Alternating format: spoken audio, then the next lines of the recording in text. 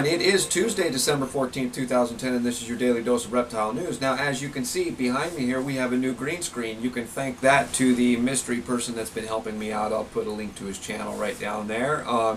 It was a good suggestion. Took me a couple days to get it all worked on, but it's finally done, and really happy with it. Now, we have some good and some bad news to talk about today. Apparently, the Sonoma County Board of Supervisors are talking about a fairly controversial deal to replace 105 acres of protected amphibian habitat for a concrete plant that's being put in there. And there's a lot of people against this, but there's a lot for it. But apparently, Sonoma County has a pretty good legacy for their conservation and everything, and there's people worried that they're going to damage that legacy now. And our next story, I don't quite understand what they're getting at here, but they're saying that crocodiles are 168 times more dangerous than sharks is the thing, and they go through this whole list of crocodile attacks and stuff. The one thing I notice, I mean, it looks like they're trying to make crocodiles look like bad creatures that need to be taken out.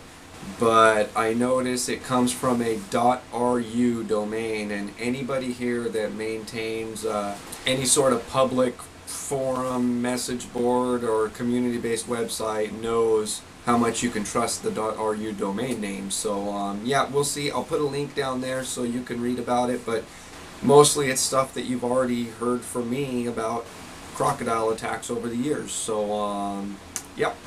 And here is the sweetest story of the day. Apparently, 8 years ago, the Center for Biological Diversity petitioned to have the dune sagebrush lizard protected, and finally the U.S. Fish and Wildlife Service just today proposed that protection for that lizard. So that's awesome news. Why the hell did it take them 8 years to figure this out? I don't know, but I guess it's one of those better late than never sort of things.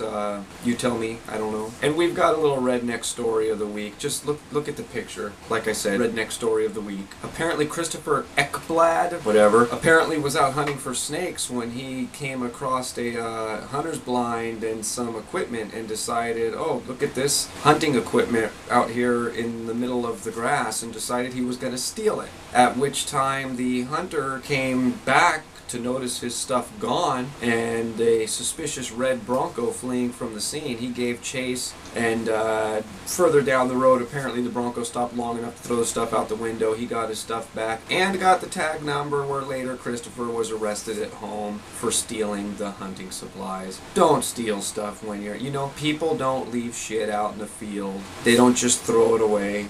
Good stuff, at least. So if you see something, leave it alone and move on, because you don't want to be a redneck of the week here on Daily Reptile News. Not that there's anything wrong with rednecks. And apparently some environmental groups have filed a lawsuit against the city of San Francisco on a golf course that was built in the 1940s, saying that it causes harm to endangered species, and apparently their biggest problem is the drainage of ponds, which frogs and snakes use to lay their eggs in, and when the ponds are drained, everything dries up and the eggs die. And well, this pig, that is one of the most beautiful snakes I've ever seen, and I don't live far from San Francisco, a couple hours maybe, and that makes me want to go there and bring my cameras for sure. Apparently even the federal government has claimed for years that this golf course there in San Francisco that is run by the city interferes with amphibian reproduction. Now the National Park Service apparently has shown an interest in acquiring the land, but only if it can be converted from a golf course to public use, which I think that would be totally sweet. I'll tell you what, I used to live in Redwood City, California, and there was a dump there, an old dump that was all filled in and turned into a public park. That was one of the sweetest snake hunting places I had ever been to. Some of the gopher snakes we pull out of there, huge gopher snakes, maybe radioactive, I don't know, but just a sweet place. Which brings us to our question of the day. What do you think about this lizard after 8 years, after it was petitioned 8 years ago, finally being getting the protected status that it apparently deserves? Do you think that, do any of you out there have experience in the process? Do you think, am I wrong thinking 8 years is a little long?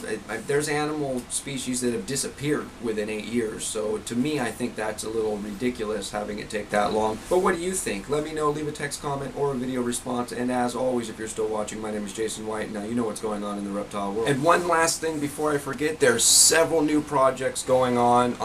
Go to my Facebook page, just look me up on Facebook, Jason White. Check out those projects. They're awesome. They're excellent causes. I can't really go through them all right here, although I wish I could, but go there and check them out. They're just pages and groups. They have to do with bands, and just go look at it. You'll enjoy it. I'll put a link right down there in the description too, and yep, be good to each other.